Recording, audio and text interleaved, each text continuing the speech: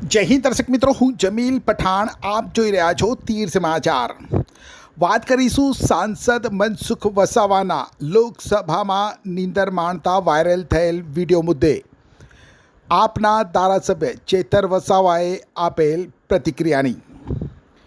જી હા, સંસદમાં જ્યારે બજેટની ચર્ચા ચાલી રહી હતી ત્યારે ભરૂચના સાંસદ મનસુખ વસાવા મીઠી નીંદર માણતા હોવાનો વિડીયો જે રીતે સોશિયલ મીડિયા અને ન્યૂઝમાં વાયરલ થઈ રહ્યો છે અને સાંસદ મનસુખ વસાવાના આ વિડીયો ઉપર અનેક ટીકા ટિપ્પણીઓ પણ થઈ રહી છે.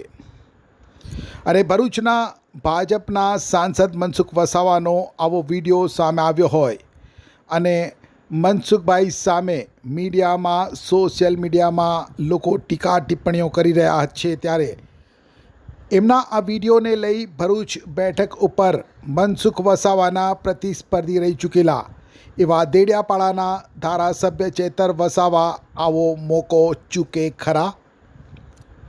ચેતર વસાવાએ સાંસદ મનસુખ વસાવાના સંસદમાં નીંદર માણતા વિડીયોને લઈ પોતાની પ્રતિક્રિયા આપી છે. છોટાઉદેપુર જિલ્લા આમ આદમી પાર્ટીની સંકલન બેઠકમાં આવેલ ચેતર વસાવાએ છોટાઉદેપુરના સર્કિટ હાઉસમાં પોતાના ઇન્ટરવ્યૂ દરમિયાન મીડિયાકર્મી દ્વારા આ બાબતે તેમની પ્રતિક્રિયા માંગતા ચેતર વસાવાએ કહ્યું હતું કે મનસુખભાઈએ 30 વર્ષમાં લોકસભામાં ઊંઘવાનું જ કામ કર્યું છે. વધુમાં તેમણે કટાક્ષ કરતાં એમ પણ કહ્યું કે નર્મદા અને ભરૂચમાં સેના ઉજાગરા થાય છે કે મનસુખભાઈને દિલ્હી જઈને લોકસભામાં નીંદર કાઢવી પડે છે. મનસુખ વસાવાને ટાર્ગેટ કરવાના મળેલા આ મોકાનો ભરપૂર ઉપયોગ કરતા ચેતર વસાવા મનસુખ વસાવા વિશે બીજું શું બોલ્યા, આવો જોઈએ તેમના આ ઇન્ટરવ્યૂમાં.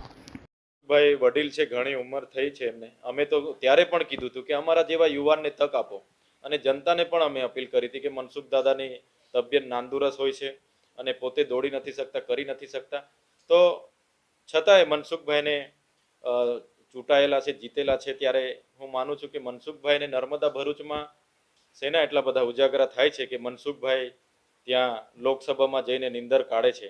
એટલે મજાની વાત તો એ છે કે મનસુખભાઈ છેલ્લા 30 વર્ષમાં બસ દિલ્હી જઈને લોકસભામાં ઊંઘવાના જ કામ કર્યા છે. એના લીધે જ આજે ભરૂચ અને નર્મદા જિલ્લાના લોકોના કામો થયા નથી. જ્યાં બેસીને મનસુખભાઈ બજેટની ચર્ચા થતી હોય, આજે નર્મદા જિલ્લામાં 98 શાળામાં એક શિક્ષક છે, શાળાઓના ઓરડાઓ નથી, હોસ્પિટલોમાં 50% સ્ટાફ નથી, અહીંયા નર્મદાનું પાણી સિંચાઈ માટે નથી, ત્યારે આવા ગંભીર મુદ્દાઓમાં બજેટની ચર્ચાઓ થતી હોય ને મનસુખભાઈ આરામથી ઊંઘ લેતા હોય, એટલે એ જ બતાવે છે કે માત્ર ને માત્ર પાર્ટીના સિમ્બોલ પર ચૂંટાઈને દિલ્હી જઈને આરામ કરવાનું, ત્યાંનું ટિફિન ખાઈને પાછું ગુજરાત આવી જવાનું. એટલે હવે લોકોએ વિચારવાનું છે કે આવનાર દિવસોમાં લોકો વચ્ચે રહેનારા, કામ કરનારા નેતાને લાવવા છે કે ત્યાં લોકસભામાં જઈને નીંદર કાઢવાવાળા લોકોને લાવવાના છે.